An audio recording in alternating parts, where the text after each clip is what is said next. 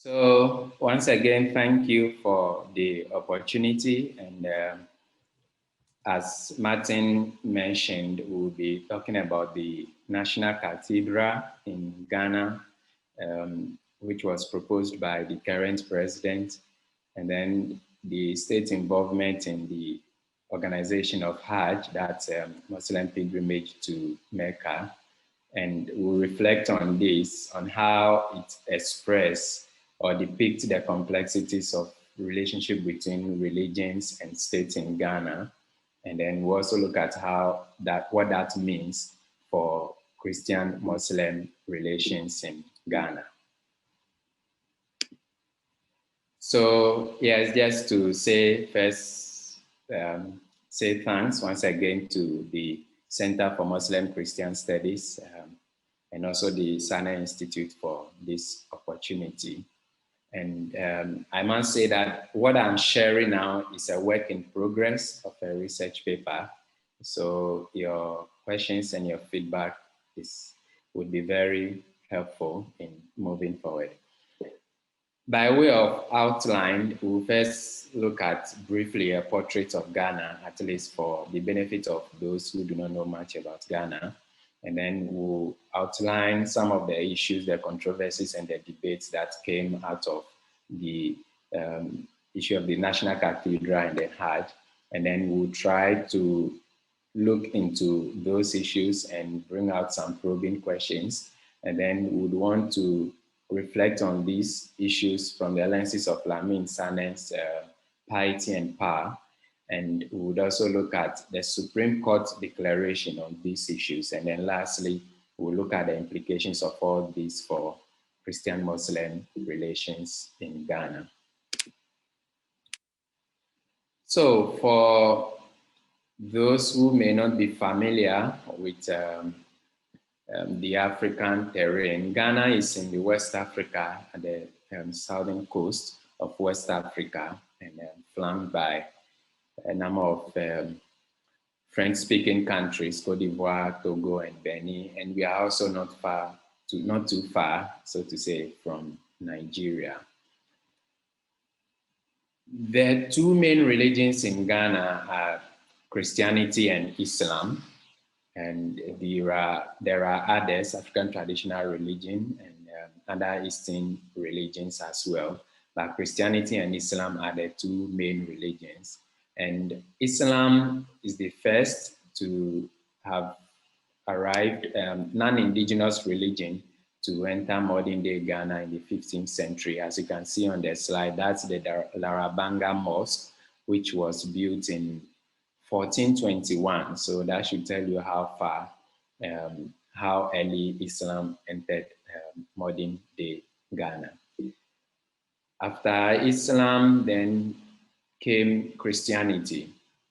The history books say that there were some initial attempts, but sustained Christian mission in Ghana actually started in the 19th century by the Basel missionaries. And the chapel you see there is one of the first chapels they built, the Christ Church in Accra in the eastern region of Ghana. So just to say that Ghana, in terms of religion, we would say is a pluralistic country in terms of religion, but then there are these two dominant religions. As we'll look at further, Christianity is in the majority, but the last population census, the indication is that Christians are about 71% and Muslims are 15%, and the rest made up of those who say they do not belong to any religion, and others who belong to the African traditional religion and other religions. So now let's move, having done this preliminary introduction, let's move to the main issue for today. In 2017, when the current president of Ghana first took office as the president, he indicated that he would want to have a national cathedral built for the country. And this was going to be located at one of the prime locations where we have a lot of state facilities, where we have the Parliament House, where we have the State House, where we have the International Conference Center. And the point is that this is going to complement, in his own words, what is missing within that enclave, the symbol, what depicts our identity and our society. This cathedral it's not just going to be a chapel or something of that sort, but it involves a whole lot of things. The plan is to have a main conference hall and to have other conference centers. And there are also some worship centers, youth centers, children's centers, classrooms and seminar halls, a Bible museum, and then a biblical garden. So even though that proposal or the announcement of this initiative was received with mixed action by the populace, but many of the people were actually not in favor of that idea, and we'll come back to look at some of the arguments that were raised against it. But then on the eve of the 60th anniversary, Ghana gained independence in 1957. So 2017, 6th March 2017 was the 60th independence anniversary. So the day before this anniversary celebration, the president laid the foundation stone for the building of this national cathedral. And as you can see in the picture, him laying the stone with several dignitaries there, and the picture on the right, the president seated, and on his right is the vice president, who is actually a Muslim, and then also the wife of the second lady, the wife of the vice president, who is also a Muslim. And on his left is the late Dr. Entry Asante, who was a presiding bishop of the Methodist Church. And so this ceremony was attended not only by the religious Christian community, but there were state officials and also even people from the Muslim community, as you can see the vice president himself present. So with the foundation stone laid, the project was not going to see any return. It was going to progress, and yet the controversies and the debate about it ensued.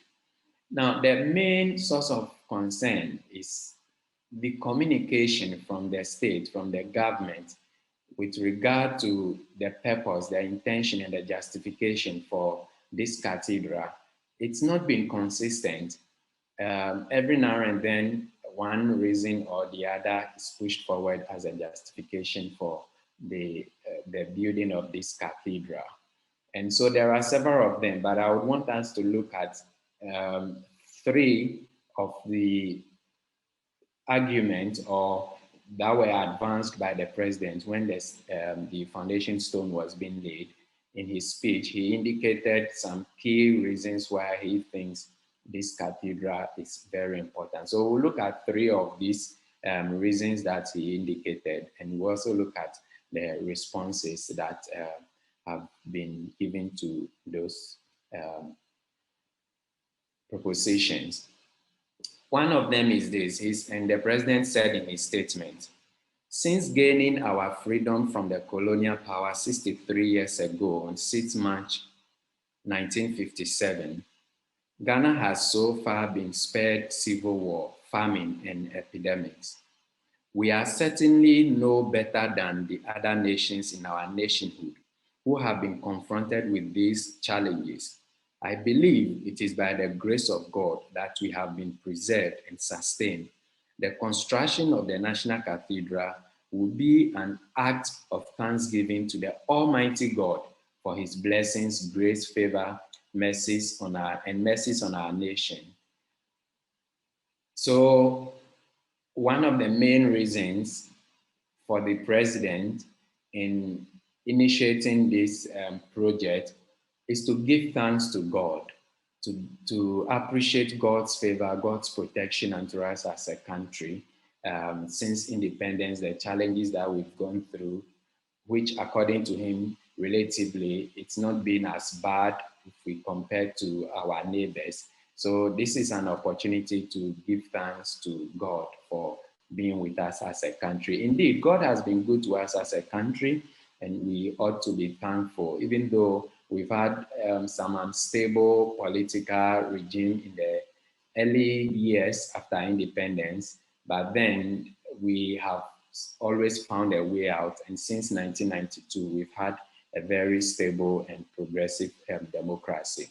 So it wouldn't be out of place for us as a country to say we are giving thanks to God. But the question is, which God are we referring to here? How about the God of the Muslims? If you are building a cathedral, then you are building it to the God, perhaps the God of the Christians. But we also bear in mind that as a country, we are not made up of only Christians. There are other religions. There are the Muslims, there are the traditionalists, there are other. And these various religions, their own conception and understanding of God and what God expects of us as an act of appreciation, an act of worship, is not the same as it is from the Christian perspective. So if you say as a country, we are thanking God and our way of doing it is to build a cathedral, then the question is, which God, to which God are you building this cathedral? Is it just the Christian God? And if it is the Christian God, then how about the others? And for Christians, it's also the case, which some have advanced, that for Christians, our understanding is that God does not really live in buildings. And so if we want to appreciate him, perhaps the best way of appreciating him is with our lifestyle and not necessarily erecting a building unto him. And indeed, the president acknowledged this in one of his subsequent addresses during one of the fundraising ceremonies for the National Cathedral. He did indicate that, if I will quote him, like Solomon, he does acknowledge that God does not live in buildings, and yet it is appropriate for us to build a cathedral in appreciation of him. And some would still say that, okay, how do you build a cathedral to honor God when our very corrupt lives, especially among the ruling class, does not honor God? So are we honoring God with our lips and in buildings, and yet our own lifestyle does not show that kind of appreciation, honor, and respect to God? So to some people, this is not an act that is truly, is in its proper sense, consistent even with the Christian faith. And so this is not something that the state should consider putting state funds into doing. So that's just one of the arguments or the reasons and the purpose that the president has advanced as motivating the construction of this project. The other one, he said, is to give him the opportunity to redeem a pledge he made to God before he became the president. So the point is, the indication is that, yes, the president has been yearning to become a president for a very long time, since 2000, if I remember well, 2004 or so. And so it's been a long journey for him. It was until 2016 that he finally got the nod, got elected to become a president. So the indication is that in this process, he made a pledge to God that if he helped him to become a president, he would build a cathedral to honor him. Now, for us Christians, this wouldn't be something that is inconsistent with scripture or with our faith, because in scripture, in the Bible, we see a lot of personalities who made personal pledges to God, and as a way of honoring God, they honored that promise. They redeemed the pledge. So if we are to look at it from a Christian perspective, then the act of the president in initiating the building of the cathedral in appreciation or in redeeming a pledge which he made to God, it can only be a commendable act when it comes to Christian spirituality, because for Christians, when you are encouraged that when you make a pledge, when you make a promise, you redeem it. But the big question is, how do you redeem a personal pledge using state resources and privileges?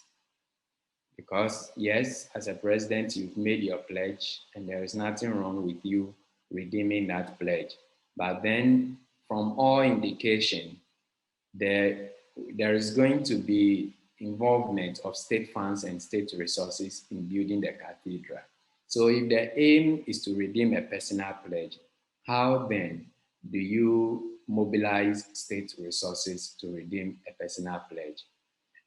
The response has always been that this is not something that the state is going to use state funds to build. And indeed, in one of the fundraising activities in the president's address, he did indicate that he didn't want this project to be a burden on the state. And on his own, he pledged, I think, 100,000 cedis or so towards the funds that were being raised to build the cathedral. But the point is, the cathedral is going to be sited on a prime land, state land, and it's going to be on a 14-acre state land. And if this land is to be sold, it's a lot of money. So that alone is an indication of state fund going or state resources going into it. And aside from that, prior to the commencement of this cathedral project, this land had a number of government buildings, even bungalows for judges sited on this land.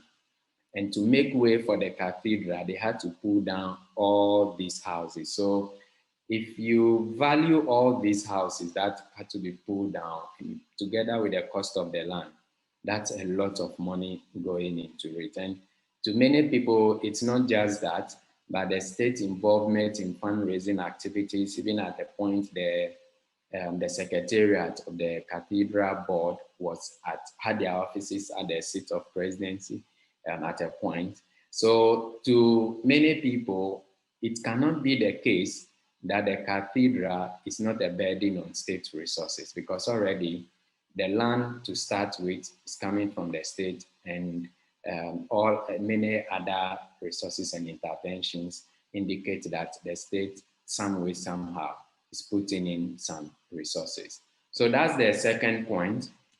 The third one, which the president made, which you would want to look at, is he said 71% of the Ghanaian people adhere to the Christian religion, grouped under the various persuasions of the Christian faith.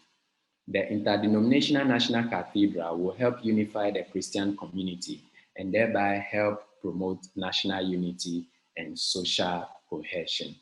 So for the president, initiating this project, one is to help unify the various Christian denominations and also to promote national unity and social cohesion.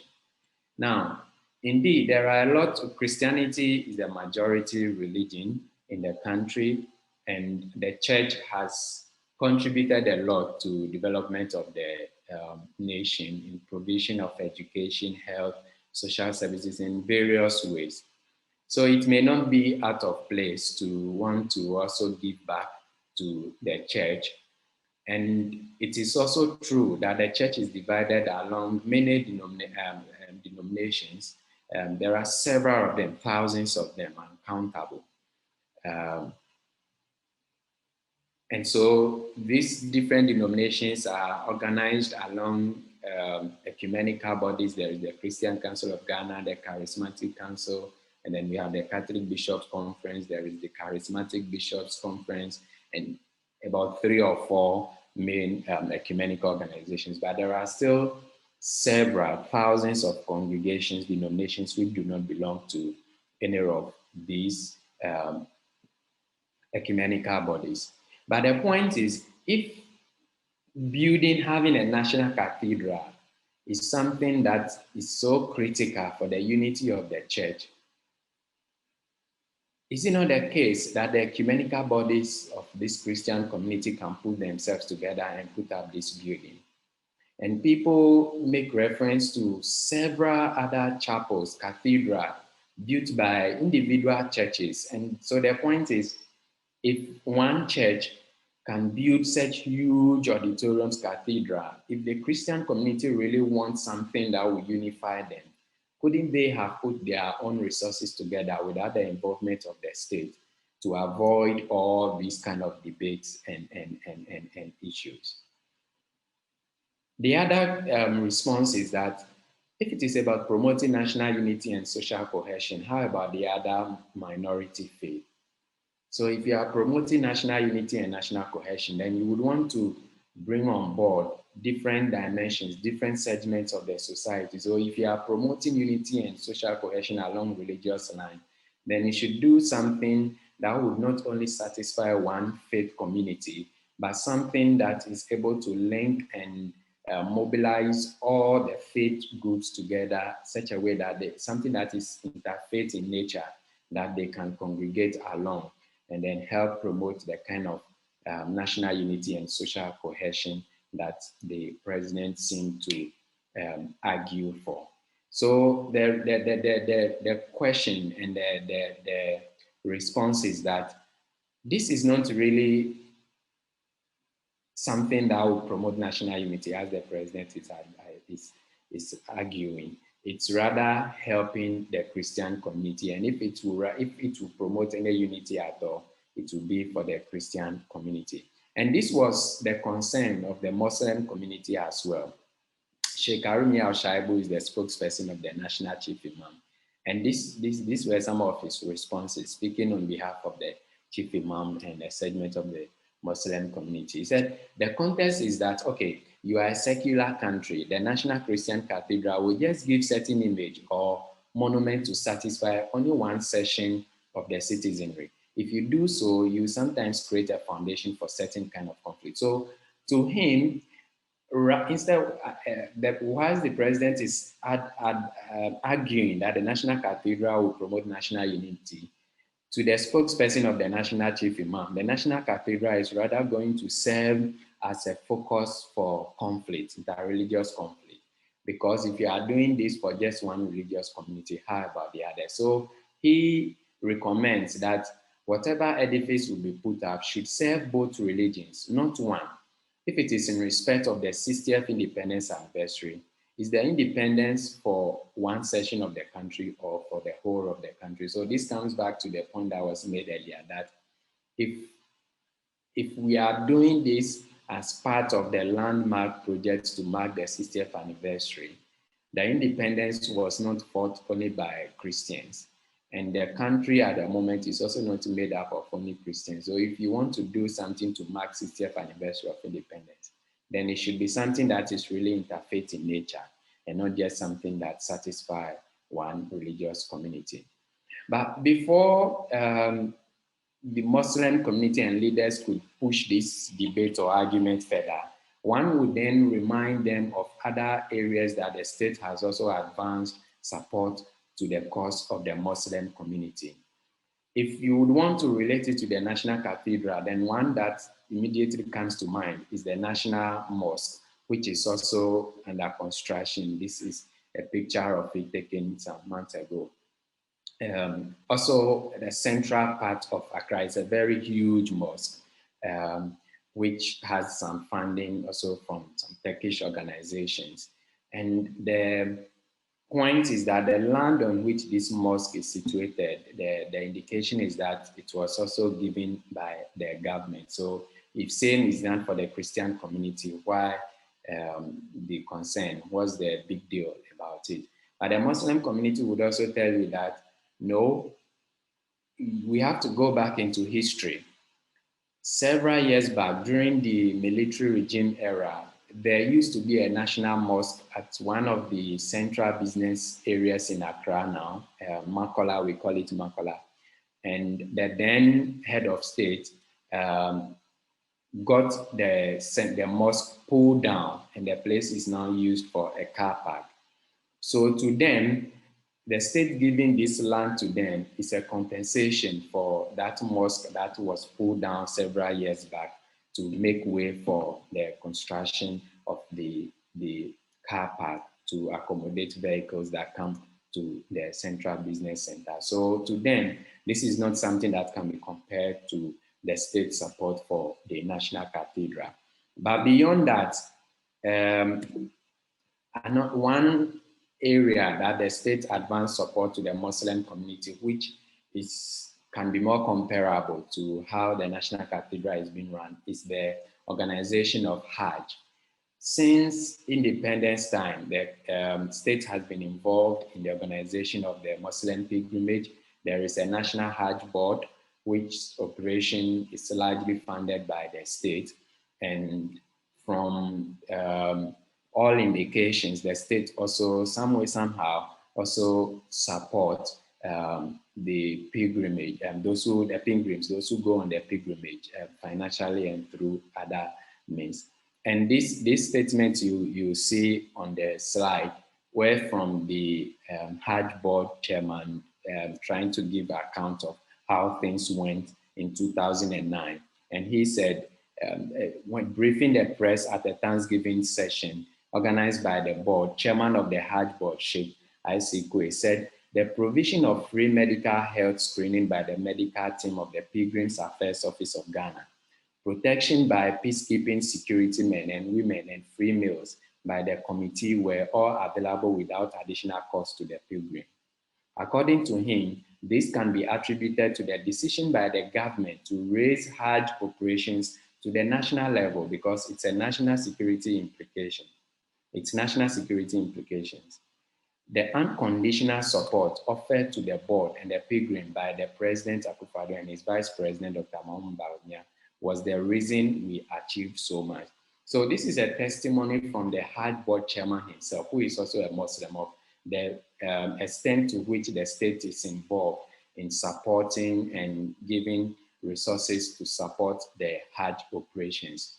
So then it becomes a two-way thing. And it's not just this government. As I indicated, this is something that started long ago. And if you can see on the left, that's a Hajj village constructed close to the airport on one of the prime land in Accra, where people from different regions in the country who want to embark on Hajj, they first congregate there for some days for processing of their travel documents or the others before they board the flight to Mecca for their pilgrimage. And as you can see on the board there, the flag up there is the flag of the party that was in power, I think, as at 2012 when this Hajj village was constructed. So the state does not only render support to the Muslim community in these ways, but for them, it's also a source of political capital, to make political capital out of it, to say that who is doing this better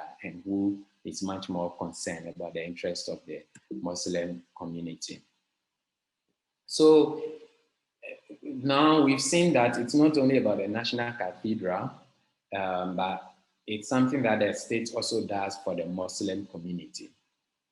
And the question is, why is it that governments of Ghana perpetually lament over limited state resources amidst insatiable developmental needs and yet prioritize funding of religious activities and initiatives? People lament over a whole lot of things, developmental needs, water, electricity, roads, schools, deplorable things, and yet the state finds no problem with funding what otherwise might be termed purely religious activity like Hajj or the construction of a national cathedral. And so people argue that, is the state not concerned about our developmental needs?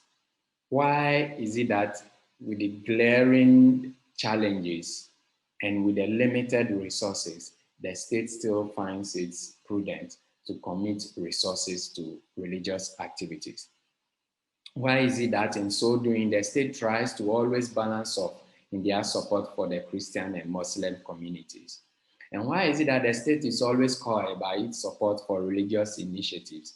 As I have indicated, if you look at the kind of communication that comes from the government concerning this national cathedral and even Hajj operations, you see a certain attitude of the state not being hesitant to indicate clearly the kind of support that they render for these operations, be it funding of Hajj, the National Cathedral, and even payment of Arabic school teachers. One of the things the government does is that they fund, the Muslim community have Arabic schools outside the mainstream educational system.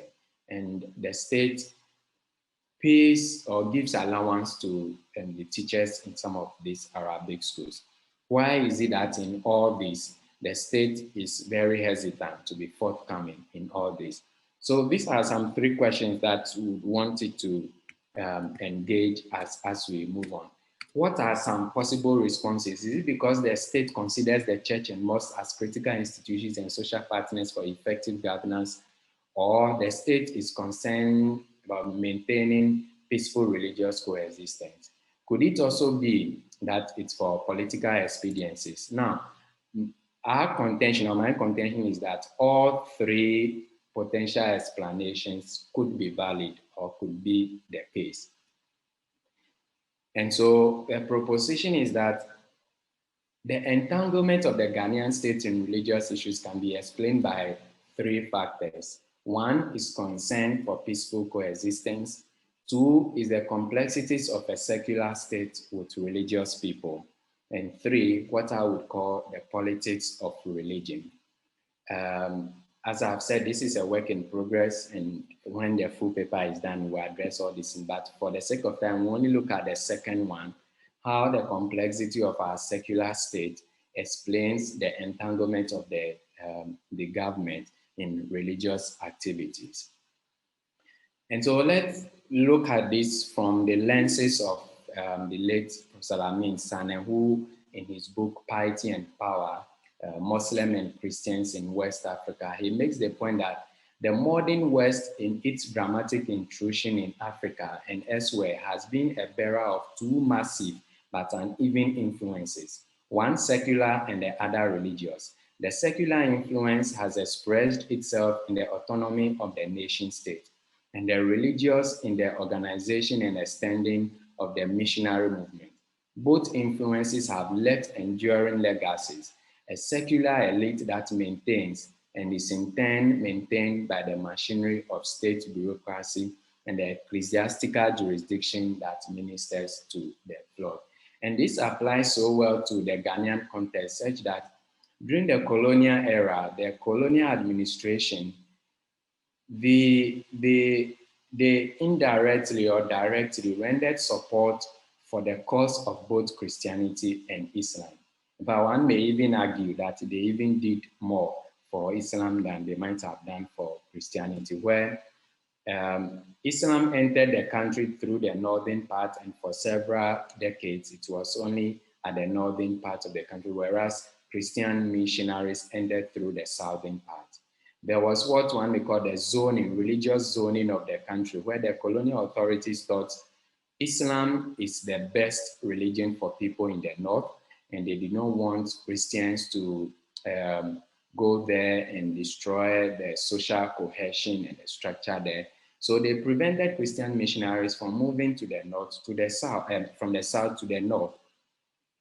And in return, and this is actually in return for what in literature called the indirect rule policy of the British colonial authorities, where they rule through leaders of the community, so long as the community does not challenge or interfere in the interest of the colonial authorities.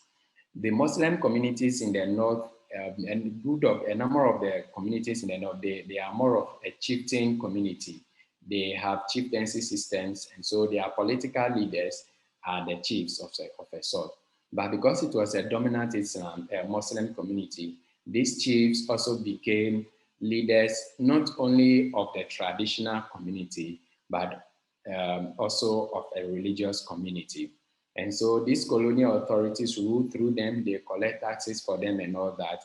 And in return, the colonial authorities also protect their territories and sometimes even help them to expand their territories. And so Christianity couldn't go up north.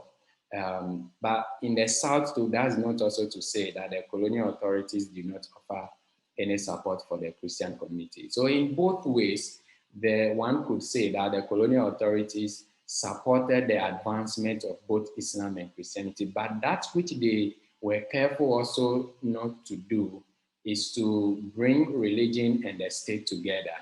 They maintained the idea of having a secular state as an extension of the kind of system that prevailed in the West, where the state operates and is not to be guided or to have one particular national religion, but then still render some form of support to the religious community.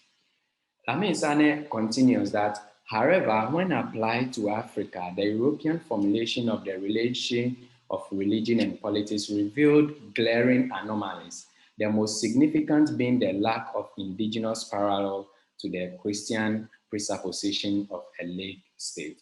So the point is, the colonial regime, they have this idea of a secular state, which still allows religious organizations to operate. But within the indigenous community, Ghanaian and African community, the idea of having a secular state, it's some way, somehow, new phenomenon.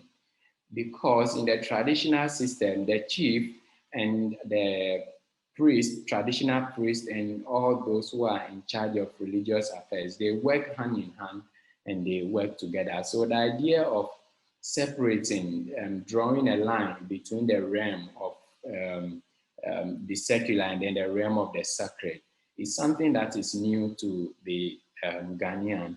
And this is also problematic in the fact that the people are very religious to their core.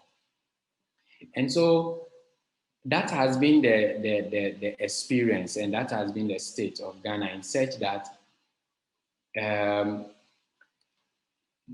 Daniel Foucault has, in his typology of relationship between states and religions, he gives 4 typologies of the kind of relationship that exists between religions and states.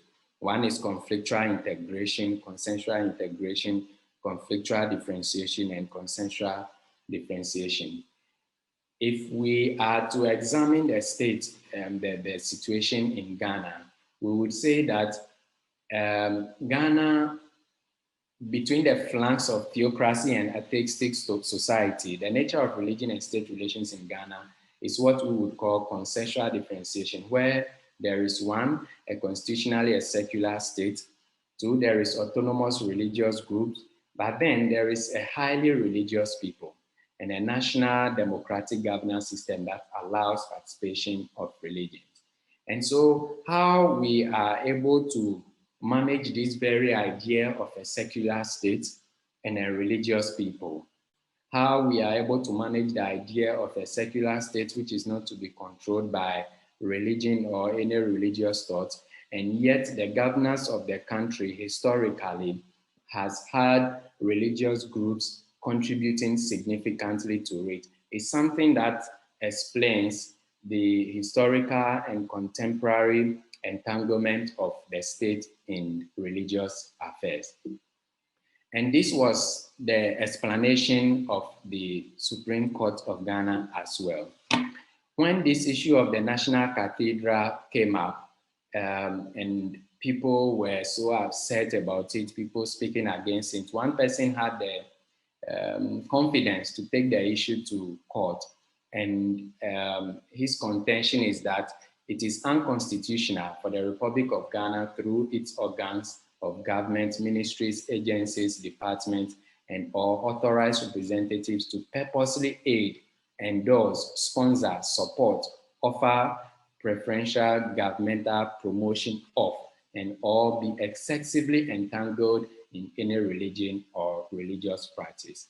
If you read the details of the writ, the argument is that for the country or the state to provide land for the construction of a national cathedral and every other forms of resource that the state has advanced for this cause amounts to excessive entanglement in religious issues. And then as a way of maybe balancing it off, they also added in the writ that same applies to the state involvement in the organization of the Hajj pilgrimage.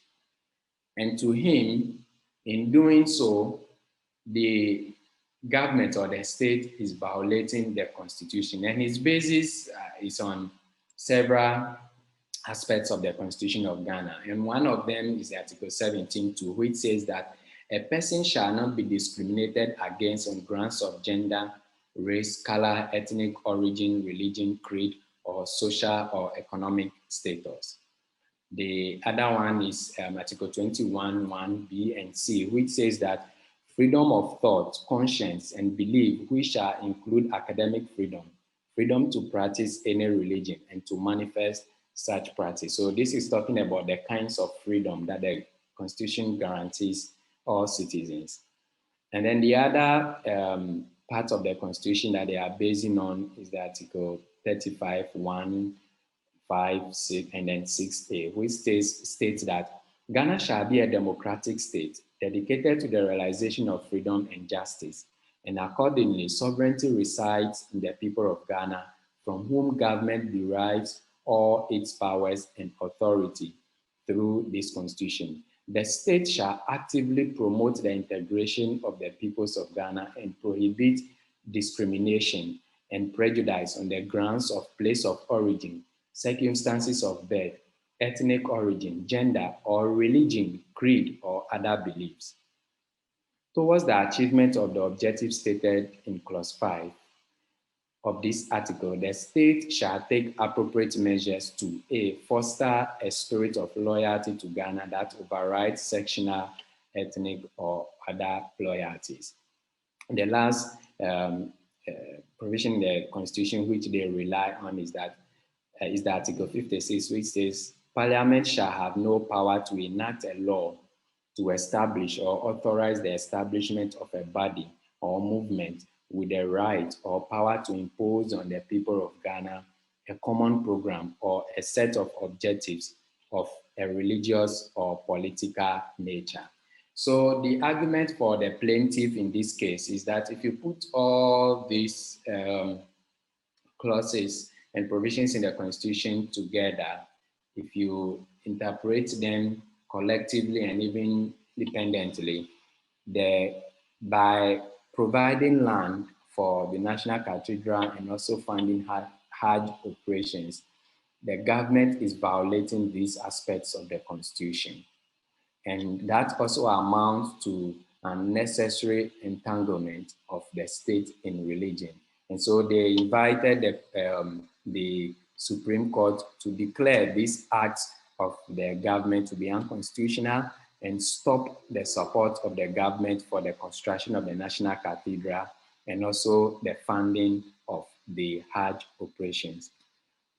But the Supreme Court in his ruling says, and this was a unanimous decision, we do not find any ambiguity in the above constitutional provisions which are clear and unambiguous.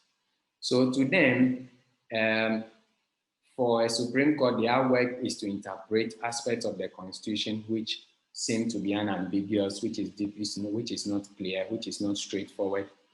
But all the provisions that the plaintiff indicated, to them, these have no ambiguity and they are clear. They are clear saying what? They are clear saying that the country is a secular state, the country shall promote freedom of religion, and the country shall avoid discrimination against people on any religious grounds.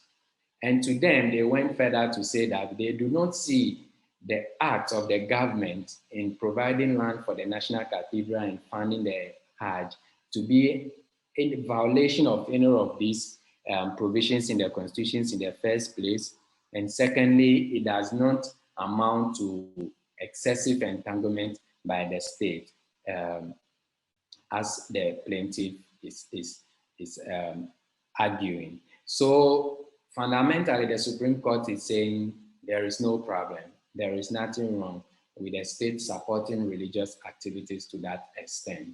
And one interesting thing in the ruling of the state is they allude also to the fact that the plaintiff would have a case if there should be any other minority religious group, maybe a traditional religion, also requesting, for instance, the state for a land or something support, and that is not done as has been done to the others, then perhaps there can be a case for violation of these provisions in the Constitution. But as it stands now, whatever the government is doing is in its rightful place.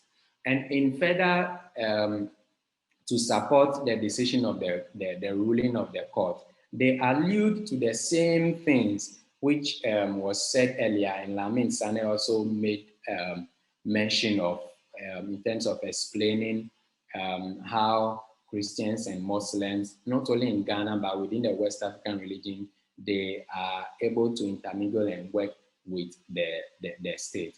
And this is what they said, that the Constitution of the Fourth Republic, which is the constitution that the country is using now, while secular in nature, affirms and maintains the historical, cultural, and religious or atheist character of the Ghanaian society. So for them, even though we may have what we call constitutional secularism, the Constitution affirms the history, culture, and the religious aspirations of the people.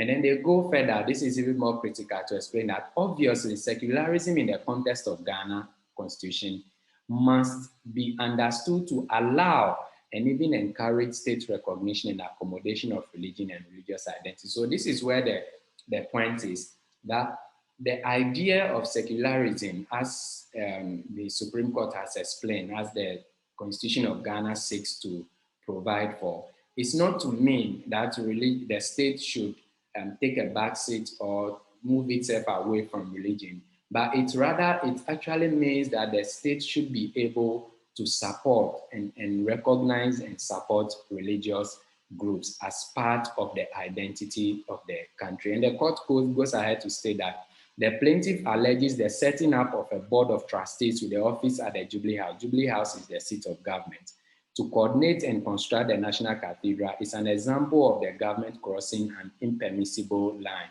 in relationship between the state and religion. And the Supreme Court says, we do not see this act as an excessive entanglement.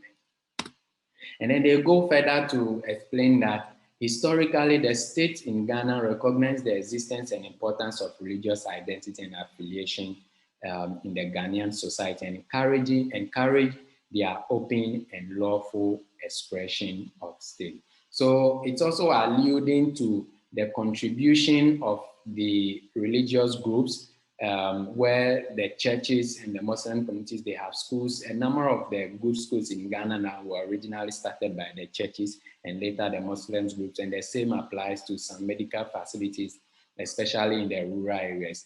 So to the Supreme Court, to the extent that the religious groups are able to participate in governance and support the development of the country in these areas, it wouldn't be out of place for the state to also return back in supporting issues that are of interest to the religious community. And they further go ahead to explain certain things that the church has done in the past. So what are the implications of all this for Christian-Muslim relations?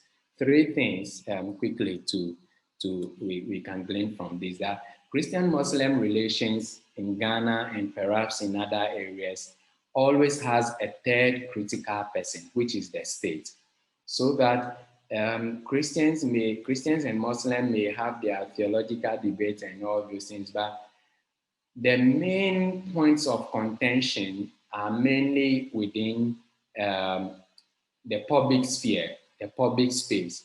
And these are, the public space is moderated or it's governed by the state. And so to the extent that the state is involved in this public space, Christian-Muslim relation in Ghana, and I want to assume elsewhere, always has the state as a critical leg. And so to discuss issue of Christian-Muslim relation cannot be complete without discussing the relationship between religion and state, and religion and politics. The third point to make, or the implication of all this for Christian-Muslim relation in Ghana, is that if Christians and Muslims clash, it largely has something to do with state involvement. Now, Christian-Muslim relations can be positive and it can be negative. There are moments of cooperation, collaboration, but there are moments also of clash and encounters that are of negative implications. And this can be on theological issues or social-cultural, political, legal issues. In the case of Ghana, you hardly hear of Christians and Muslims clashing on theological issues. So who is Jesus? Who is Muhammad? That can be done by maybe 2-3 people at the grassroots in their small enclave. But the things that come to the religious and to the national and public sphere are issues that have to do with encounters in the socio-political space. Be it encounters in public schools where sometimes Muslims feel their minority rights are being violated by Christian schools that are being controlled by Christians, and vice versa. Or sometime, some years back, there was an issue of bringing some Gitmo 2 returnees into the country, and Christians said, no, take them back. The Muslim community say, no, if you do that, you are being Islamophobic. So in most of the time, when Christians and Muslims clash, it is something that has something to do with the state. On the other hand, when Christians and Muslims collaborate and they cooperate with each other, it has something to do or something that benefits the state. In Ghana, there are a number of ways that Christians and Muslims have collaborated. We have, for instance, the National Peace Council, which is the statutory organization for promoting peace and also preventing conflict and violence. It is this group, this council, that resolves major political and national disputes. And this council was actually started as an interreligious initiative by Christian and Muslim leaders to mediate in high-profile political issues, especially during elections. But eventually, the state has recognized this as a critical institution in developing the peace of the country. And so it's been given a legal backing and has now become a legal statutory organization. So Christians and Muslims collaborating in this area, it is to benefit the state. If Christians and Muslims collaborate, sometimes it is to fight against something, for instance, like human sexuality, which they think the state is trying, education, which the state is trying to introduce in the educational system, of which they think the content is not something they can subscribe to. So the state is so critical in Christian-Muslim relation in Ghana, in the sense that it's the third pillar, pillar in that kind of encounter, or if you like, a triangular relationship. In the sense that if Christians and Muslims are to have negative encounter or clash, it has something to do with the state and how the state conducts itself. If they are to collaborate, it is something that benefits the general society and by extension, the state as well. So in conclusion, throughout our slides, you've seen these symbols which I have used on the sidelines, and these are what we call Adinkra symbols in Ghanaian traditional setting. They are symbols that express the ideals and values and even the worldview and mindset of some segments of the Ghanaian society. The first one, called Jinyame, it expresses the supremacy of God. Ghanaians, both Christians, Muslims, and traditional people, they all believe in God, and they believe in the supremacy of God in such that, to the extent that they all prioritize and see God to have the final say in things of human affairs, that serves as a point of convergence and a point of collaboration, for instance, among Christians and Muslims. Christians also, Ghanaians also largely believe in unity in diversity. That's where we have several ethnic groups, and we are also able to translate this into our religious diversity, such that to the extent that we believe in the supremacy of God, we are able to coexist. Obi Nkabi is the third symbol there, which signifies peace. So nobody should bite the other. Of all the things, the debates that may happen, you can be sure that to the large extent, Ghanaians will find a way of living together and also live in harmony. But they also believe in the authority of leadership, which moves from our traditional primal setting and extended to the authority of the state, so that even within our religious space, there is some respect and acknowledgement of the authority of the state. So in conclusion, the nature of relationship between Christians and Muslims in Ghana depend largely on the posturing of the state. It has been so in the past and may not be different in the future. Thank you.